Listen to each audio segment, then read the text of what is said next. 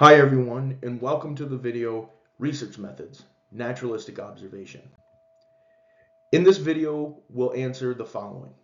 What are research methods? What is a naturalistic observation research design? What is an example of a naturalistic observation research design? What are the strengths and limitations of naturalistic observations? And we'll conclude with a review. So what are research methods or designs?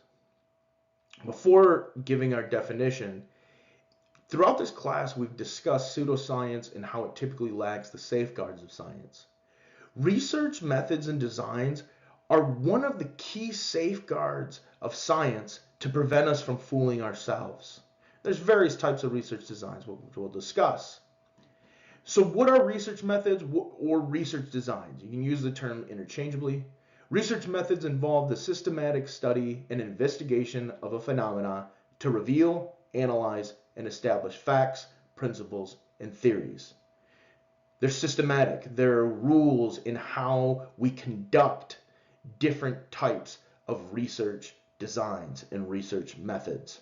And we're obviously looking to investigate some sort of phenomena to establish these facts, what is true, what's occurring, find out are there principles that hold across time and place, and help us formulate theories to explain our findings.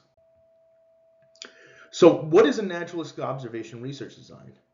A naturalistic observation design is when researchers watch participants' behavior in real-world settings without trying to manipulate their actions.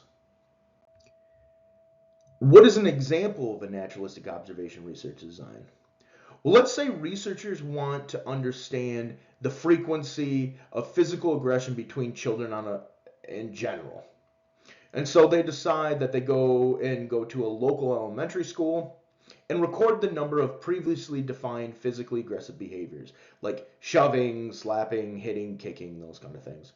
And then they merely observe the number of times that children are engaging in these behaviors. And let's say that they found like 5 instances of physical aggression.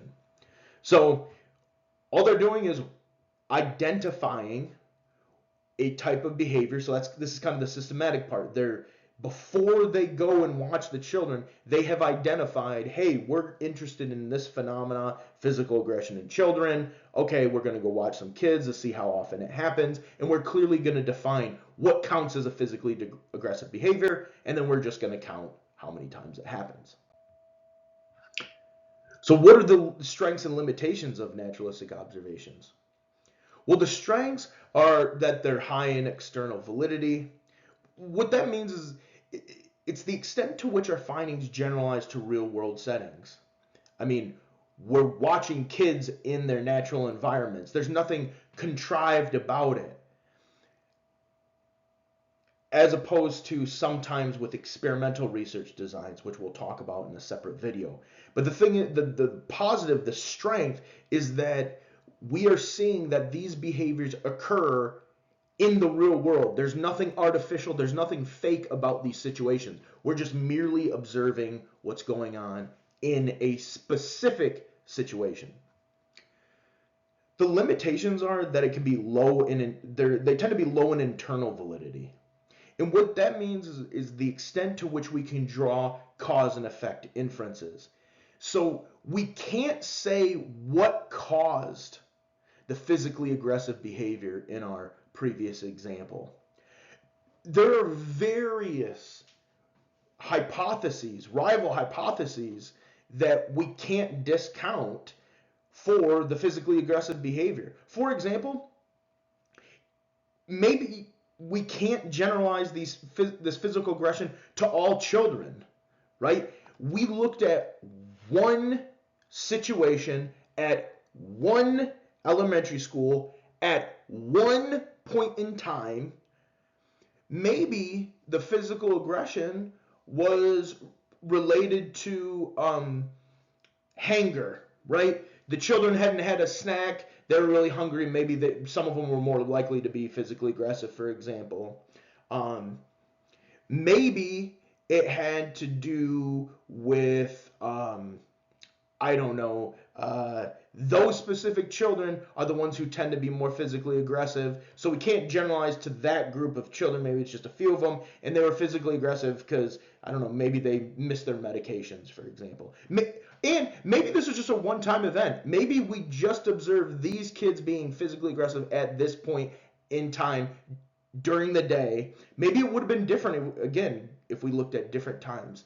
So what I'm saying is, with a naturalistic observation, all we can do is describe what we saw, what we observed. We cannot make causal inferences. The positive, we know that these behaviors can occur. They occur in the real world setting, again, not in a contrived laboratory setting, just the kids were out playing or out in recess and then we observed physical aggression. But the limitations in, again, we cannot draw cause and effect inferences. We don't know why. We don't know what influenced these behaviors. So to review, naturalistic observations occur when researchers watch participants' behavior in real-world settings without trying to manipulate their actions. We used a physical aggression on the playground example of watching kids at a local elementary school during recess and counting the number of physical aggressive behaviors that we saw. The strengths are that naturalistic observations tend to be high in external validity. That is, they tend to suggest that they occur in the real world, but the limitations are they're low in internal validity. We can't tell what caused what. We cannot infer causation. Maybe these behaviors are specific to this situation and do not generalize to other situations. Thank you for watching this video. Please send me emails if you have any questions.